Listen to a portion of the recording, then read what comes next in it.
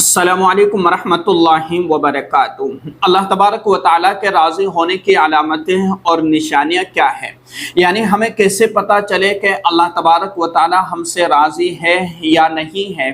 راضی ہے تو ہماری جلدی دعائیں قبول ہوگی اور ہمیں ایک تسلی اور سکون اور اطمینان مل جائے گا کہ یقیناً اللہ تبارک و تعالیٰ اب بہت جلد ہمارے حالات کو درست کر دے گا اور آزمائشوں کو ختم کر دے گا اور ہماری دعاؤں کو قبول فرما کر کے اور ہمارے مقاصد میں جو ہمیں کامیابی حاصل ہونا چاہیے وہ کامیابی ہمیں ضرور حاصل ہوگی۔ آئیے آج میں آپ کو 3 بڑی علامتیں اور نشانیاں کہ جو اپنے اندر ان چیزوں کو دیکھیں اور یہ چیزیں اپنے اندر محسوس کریں تو یقیناً اللہ تبارک و تعالیٰ راضی ہے اور اللہ تبارک و تعالیٰ اپنی طرف سے بہترین فیصلے فرماوے گا، آزمائشوں کو ختم کر دے گا اور اسی طریقے سے جو تکالیف ہے ان سے نجات عطا کر دے گا۔ آئیے کیا ہے وہ علامتیں اور نشانیاں، ایک ایک کو سمجھتے چلتے ہیں تاکہ ہمیں بات اچھے سے سمجھ میں آ جائے اور ہمیں ایک قوی امید ہو جائے اور ایک یقین کامل ہو جائے کہ یقیناً اللہ تبارک و تعالی ہم سے راضی ہے اور ہمارے لیے بہترین فیصلے فرماوے گا۔ دیکھیں سب سے بڑی اور بنیادی جو علامت ہے وہ یہ ہے کہ ہر حال میں الحمدللہ کہنا، یعنی اللہ تبارک و تعالیٰ کی ہر حال میں تعریف کرتے رہنا، چاہے مصیبتیں ہو، آزمائشیں ہو، پریشانیاں ہو، حالات ہو یا تنگی ہو، بیماری کے اندر مبتلا ہو یا پھر جو ہے انسان ایک خوشحالی کی زندگی گزار رہا ہو، ہر حال میں ہر وقت الحمدللہ کہنا اور اللہ تبارک و تعالیٰ کی تعریف کرنا، یہ اللہ کے راضی ہونے کی علامت اور نشانی ہے۔ یعنی بندے کو اس چیز کی توفیق مل جانا کہ بندہ ہر حال میں اللہ کی تعریف کر رہا ہے تو گویا کہ اللہ اس سے راضی ہے، اس لیے اللہ تبارک و تعالیٰ نے اس کی زبان سے اپنی تعریف نکلوائی ہے۔ یعنی الحمدللہ کہنا ہر حال کے اندر۔ اللہ کے رسول صلی اللہ علیہ وسلم ہر فرض نماز کے بعد 33 مرتبہ الحمدللہ پڑھا کرتے تھے، یعنی تمام تعریفیں اللہ ہی کے لیے ہے جو رب العالمین ہے، جو رحمان ہے اور رحیم ہے، جو سب سے زیادہ رحم کرنے والا اور رحم و کرم کا معاملہ فرمانے والا اگر کوئی ہے تو وہ صرف ایک اللہ کی ذات ہے۔ اور قرآن کریم کے اندر سورہ فاتحہ اس کی جو ابتدا ہوتی ہے وہ بھی اسی سے ہوتی ہے، الحمدللہ رب العالمین، کہ تمام کی تمام تعریفیں اس اللہ کے لیے ہے جو رب العالمین ہے، یعنی تمام جہاں کا رب ہے، پرورش کرنے والا ہے، تربیت کرنے والا ہے اور پالنے والا ہے۔ تو ہر حال میں اللہ کی تعریف کرنا، اور قرآن کریم کے اندر فرمایا گیا لَإِن شَكَرْتُمْ لَأَزِيدَنَّكُمْ وَلَإِن كَفَرْتُمْ إِنَّ عَذَابِي لَشَدِيدٌ، کہ اگر تم میری نعمتوں کی شکر گزاری کرو گے اور میری نعمتوں کا شکریہ ادا کرو گے، لَأَزِيدَنَّكُمْ، میں اضافہ کر دوں گا، بڑھا دوں گا نعمتوں کو اور مزید تمہیں عطا کر دوں گا۔ وَلَئِن كَفَرْتُمْ إِنَّ عَذَابِي لَشَدِيدٌ، اور اگر تم ناشکری کرو گے میری نعمتوں کی تو میرا عذاب بڑا سخت ہے۔ یعنی ناشکری کرنے پر اور اللہ تبارک و تعالیٰ کی طرف سے ملی ہوئی نعمتوں کی ناشکری کرنا، اللہ کی نافرمانی کرنا اور اللہ کی شکوہ شکایتیں کرنا، گویا کہ یہ انسان کو مزید جو ہے مصیبتوں کے دلدل میں پھنسانے والی ہے۔ یعنی اللہ کے علاوہ راستہ نکالنے والا کوئی نہیں ہے، صرف اللہ ہی ایک ایسی ذات ہے کہ جو انسان کے لیے مشکلوں سے آسانیوں کا راستہ نکالتی ہے۔ تو ہمیں اللہ کا شکر ادا کرنا ہے اور اللہ کے ہر حال میں تعریف کرتے رہنا ہے۔ اور دوسری جو نشانی اور علامت ہے اسے ہمیں اچھے سے سمجھنا ہے اور وہ ہے نماز کے اندر خشوع اور خضوع پیدا کرنا، یعنی دھیان اور توجہ سے نماز کو پڑھنا، یعنی اللہ کے سامنے ہم کھڑے ہیں اور رحمان کے سامنے ہم کھڑے ہیں، رحیم کے سامنے ہم کھڑے ہو کر کے عبادت کر رہے ہیں، یعنی دھیان اور توجہ سے نماز کو ادا کرنا۔ آج کل ہمارا معاملہ کچھ الٹا چلتا جا رہا ہے، نماز کو بس ہم سرسری طور پر ادا کر لیتے ہیں اور جیسے تیسے چاہے نماز ادا کر لیتے ہیں، دنیاوی خیالات میں، ادھر ادھر کے خیالات میں ہماری پوری نماز ہو جاتی ہے، لیکن ہماری نمازوں میں خشوع اور خضوع نہیں ہوتا ہے۔ جبکہ کئی لوگ ایسے ہیں کہ جو اپنی نمازوں کو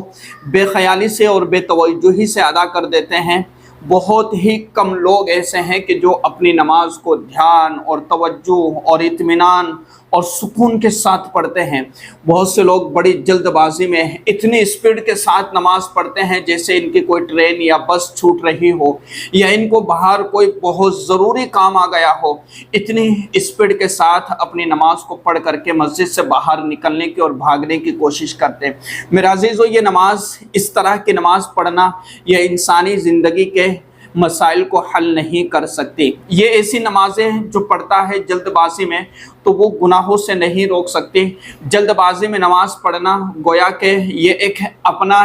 ایک جو ذمہ داری ہے اس کو فارملٹی طور پر پورا کر رہا ہے۔ حقیقت کے اعتبار سے اسے اللہ سے محبت نہیں ہے۔ اگر اللہ سے محبت ہوتی تو سکون کے ساتھ، اطمینان کے ساتھ یہ نماز ادا کرتا۔ تو جو اللہ کے جس بندے سے اللہ راضی ہوتا ہے تو وہ بندہ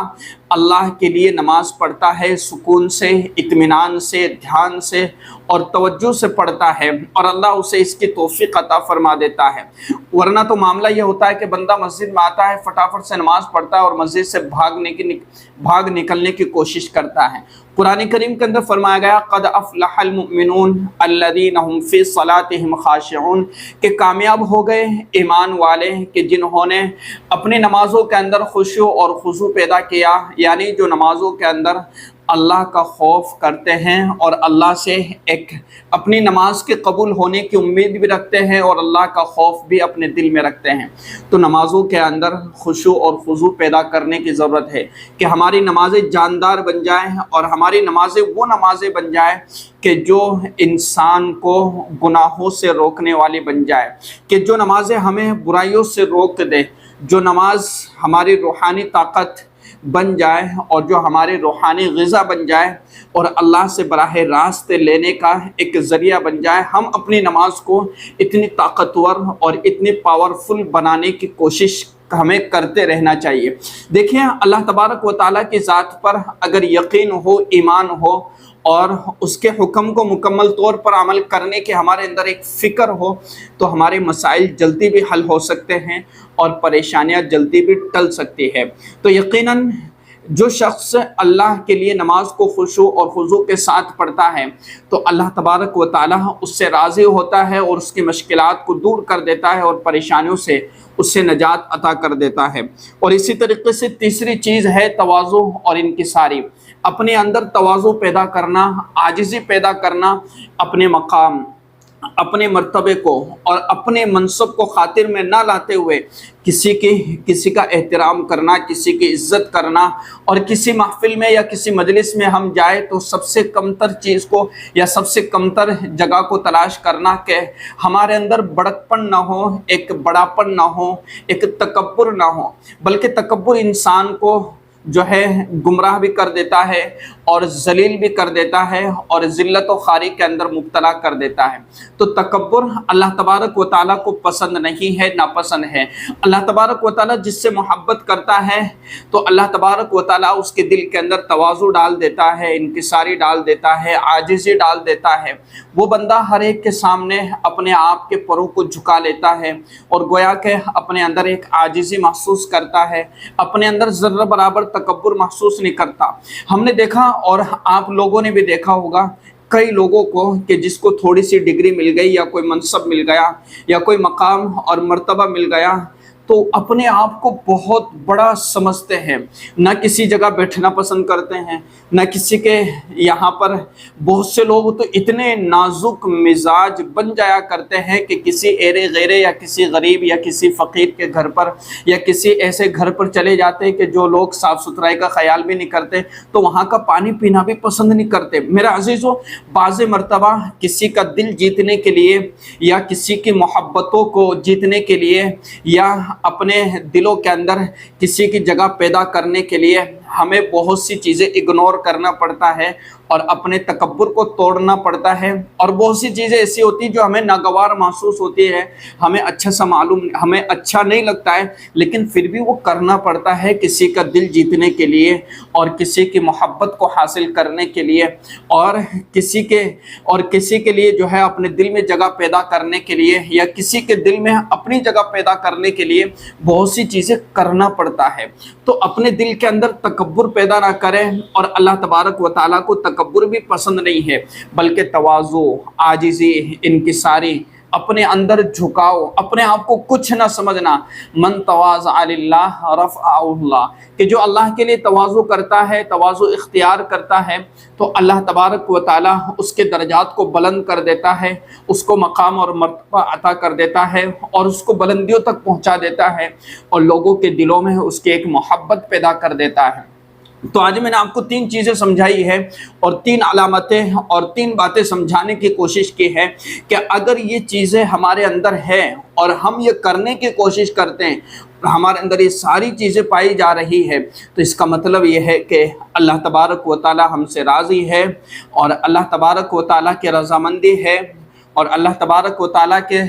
طرف سے رحم و کرم، اور اسی طریقے سے اللہ کی طرف سے ہمیں توفیق مل رہی ہے، اس لیے یہ ساری چیزیں ہمیں حاصل ہیں، اور یہ نعمتیں ہمیں حاصل ہیں، اور ہم یہ کر رہے ہیں۔ تو اب ہمیں یہ یقین رکھنا ہے کہ یقیناً اللہ تبارک و تعالی اب ہمارے لیے بہت جلد اور بہت بہترین فیصلے فرماوے گا، اور یقیناً اللہ تبارک و تعالی کی طرف سے ہمارے لیے مدد بھی نازل ہوگی، اور اللہ ہمارے لیے آسانیاں ضرور پیدا فرماوے گا۔ یقیناً یہ ساری باتیں آپ کو سمجھ میں آ گئی ہوگی۔ اس ویڈیو کو شیئر کیجیے گا۔ السلام علیکم ورحمۃ اللہ وبرکاتہ۔